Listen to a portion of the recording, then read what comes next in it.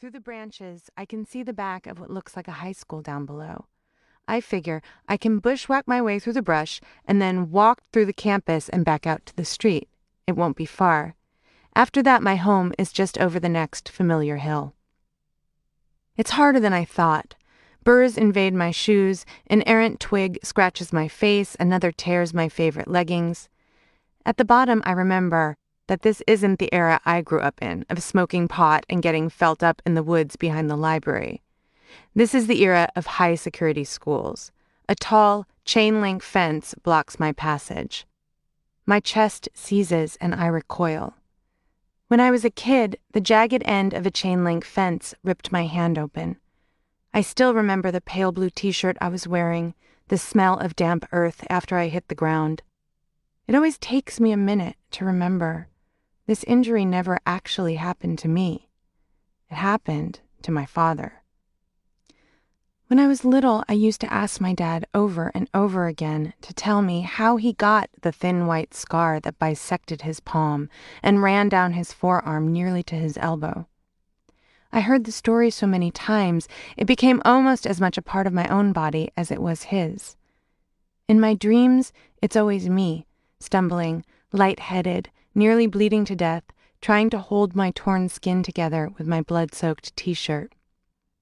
I'm not delusional. If I think about it, I realize that of course that scar is my father's scar. Still, the memory comes to me with a momentary stab of fear. I'm chilly in the shady grove, my sweaty shirt cooling in the morning breeze.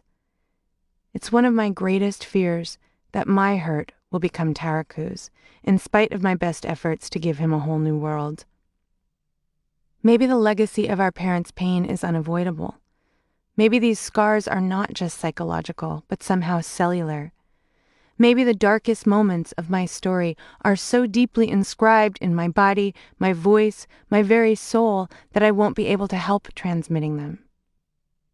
I steel myself, wedge my toe into the diamond of chain link, and pull myself over the top.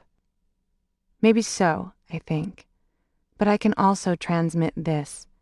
Even shaking with fear, you can still scale the fence. Chapter 1. When I meet Scott in September 2003, I am midway between the before picture and the after picture. The before picture is not one I'm eager to frame and put on the wall.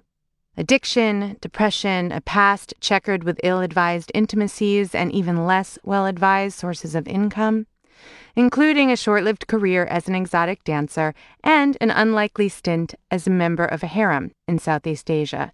Yes, really. But the after picture, the after picture.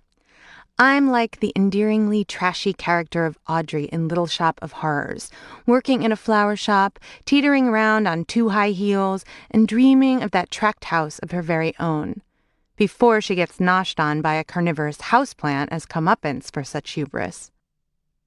I imagine a sun-drenched, vintage kitchen with tiny handprints smudged across the yellow cabinets, a vestibule scattered with pint-sized sneakers, a garden overflowing with heirloom whatevers, just so long as they're heirloom. I'm sure I'll get there if I just work very, very hard at being very, very good. I first see Scott at a bowling party. He's wearing his light brown hair slicked back, over-dyed jeans cuffed at the ankle, worn but polished steel-toed boots. He is square at both the shoulder and the jaw and holds himself ramrod straight like the former U.S. Marine he is. He is a force. I know from friends that he's a bass player for a popular band. I've heard that he's a heartbreaker. I resolve to be aloof. "What do you do with your days?" he asks. Not my favorite question, but I suppose it's unavoidable. I should mention here that between the before picture and the after picture is a no man's land I've been dwelling in called cosmetology school. I go to beauty school. Beauty school's hot.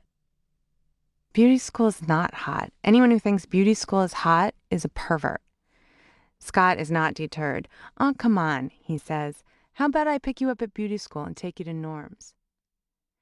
Norms is a To keep listening to this audiobook, I've left you a link in the description so you can do it, at no cost thanks to Audible's 30-day free trial.